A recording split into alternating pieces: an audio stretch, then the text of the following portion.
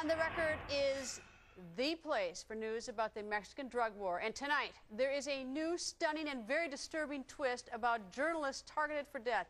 El Diario is the largest paper in the violent border city of Juarez, a city literally feet from El Paso, Texas.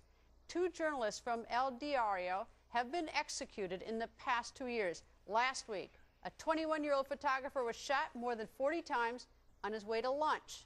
And in 2008, a crime reporter was gunned down outside his home as he was taking his daughters to school. So now the newspaper is taking an extraordinary step. The newspaper is asking for orders from the drug cartels in order to keep its journalists alive. The paper just published a front-page editorial. It reads, in part, "Leaders of the different organizations that are fighting for control of Juarez.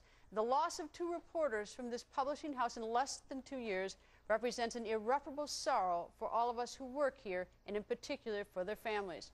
We ask you to explain what you want from us, what we should try to publish or not publish, so we know what to expect." Former U.S. Ambassador to the United Nations John Bolton joins us live. Chilling, isn't it? Well, this is the very definition of submission by a newspaper, the tip of the spear of freedom of expression, and I worry it's another piece of evidence of the breakdown of civil society in Mexico in the face of these drug cartels and their violence. It's stunning, though. You see the newspaper that's actually living and breathing and covering that story. And then you've got President Obama and President Calderon of Mexico saying that, no, Mexico is not like Colombia was 2 years ago, which is in contrast to what Secretary of State Hillary Clinton, who's been there, has to say about it. Right. I don't think it's Colombia 2 years ago, but maybe Colombia 20 5 years ago. 20 years ago. Exactly. It's when the people say, look, we don't like this violence, and the way to avoid being confronted with the violence is to give in to the drug cartels, make a deal with them, export your violence through Mexico into the United States. That kind of submission, I think, is very bad news for the Calderon government, which has taken the unpopular step of using stronger force, including military force, against the cartels. If I said 2 years, I meant 20 years ago. Of course, I misspoke. But in terms of these 2 journalists, they weren't covering stories and they were executed. One was going to lunch and one was taking his daughters to school. I mean, so the level of violence, I mean, what is it going to take? Or do we have any? I mean, what can the United States do? Or what should we do? Maybe we shouldn't do anything.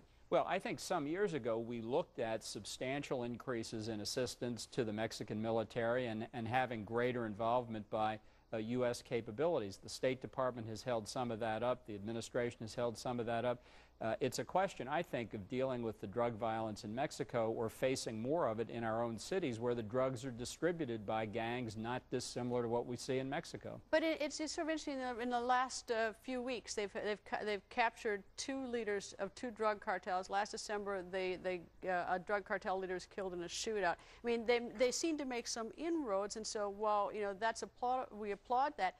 Is that it seems like the violence outpaces, or the replacements outpace the losses in the drug cartels? I think that's because it's a question now not simply of keeping the level of violence or of lawlessness down to an acceptable level. We either go after the drug cartels themselves and destroy them, as was done by President Uribe in Colombia, or they will continue to grow as a state within a state. It is a cancer, and you can't simply keep it under control. You have to go after these cartels and destroy them. And if we do nothing, then what? Well, then I think that the level of violence in Mexico increases, the power of the government decreases, the flow of drugs into the United States gets worse, and the power of the gangs in the United States, who are the final transmission belt for these drugs, increases. I talked to 2 Americans who have been living down over the weekend, who have been living down in Mexico for a number of years, and these Americans said to me the problem is the American appetite for drugs. Their viewpoint, Americans living in Mexico, at least these 2, as well as Mexicans I've spoken to, that the problem is that we drive it.